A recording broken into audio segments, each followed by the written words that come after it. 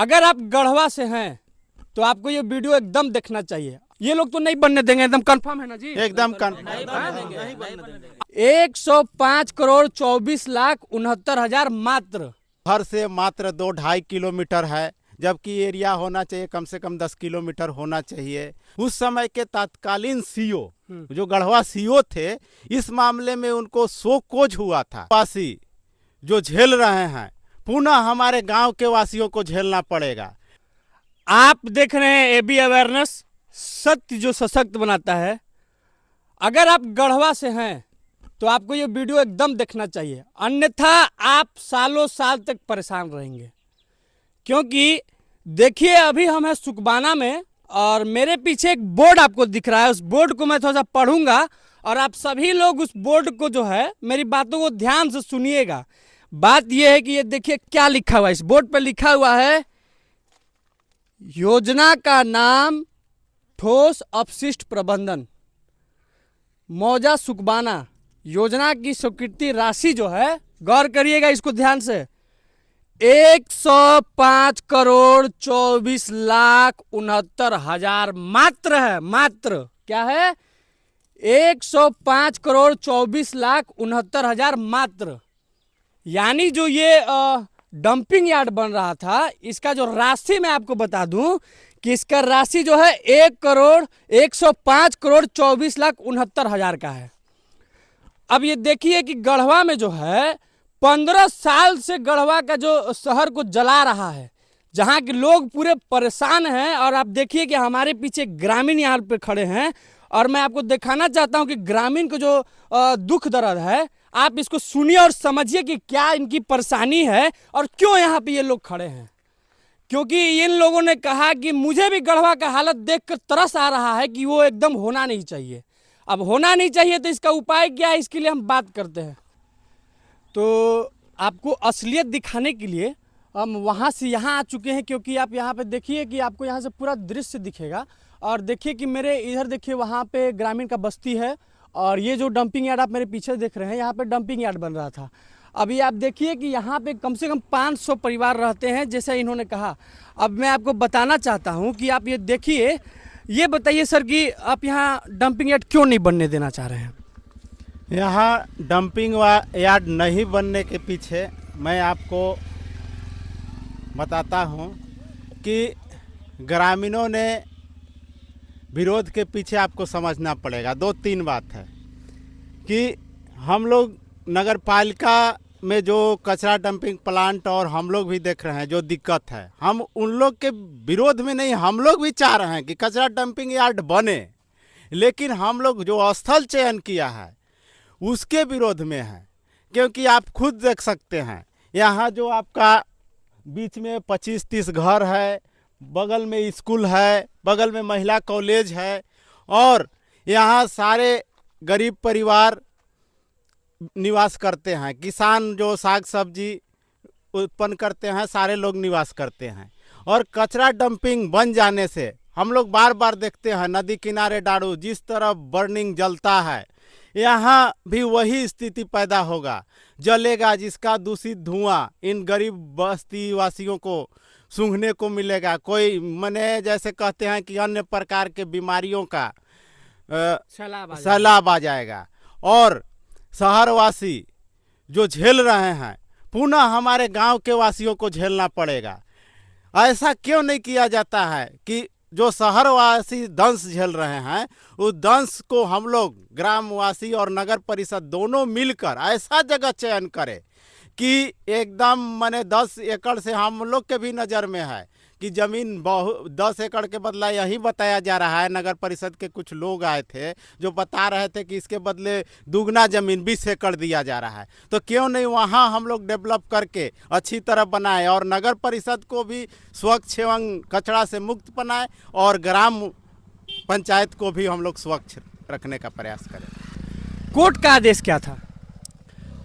जब हम लोग शुरुआत में, जैसे हम बताए हैं कि शुरुआत जब होने लगा तभी ग्रामीणों ने इसका पुरजोर विरोध किया, लेकिन बलपूर्वक करके नगर परिषद ने बाउंड्री वाल खड़ा कर दिया।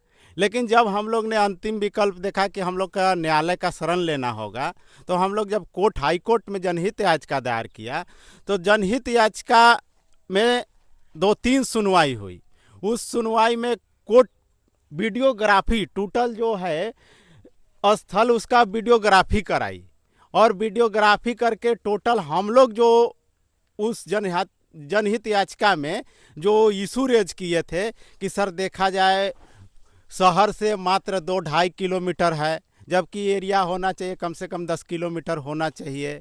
दूसरा कि बगल में जस्ट सीमा जंगल फॉरेस्ट विभाग का है। तीसरा कि उसी बाउंड्री वाल के अंदर घर वगैरह है, बगल में महिला कॉलेज है, बगल में प्राथमिक स्कूल है, और इसी के अंदर घर तो है ही, जो किसान लोग का 4-5 कुआं है वो भी आप देख सकते हैं। सारे बिंदुओं को कोर्ट ने कहा कि आप लोग जो कर रहे हैं हम इसका वीडियोग्राफी बजाबते उसका वीडियोग्राफी हुआ, और वीडियोग्राफी अगले डेट में कोर्ट को प्रस्तुत किया गया।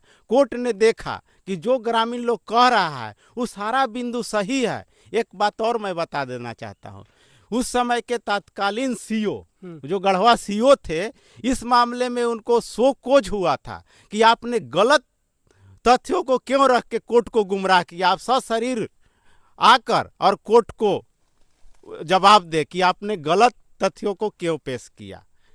तो अब मैं समझता हूं कि कोर्ट ने सारे बिंदुओं को देखा और उचित लगा तभी स्टे लगाया है।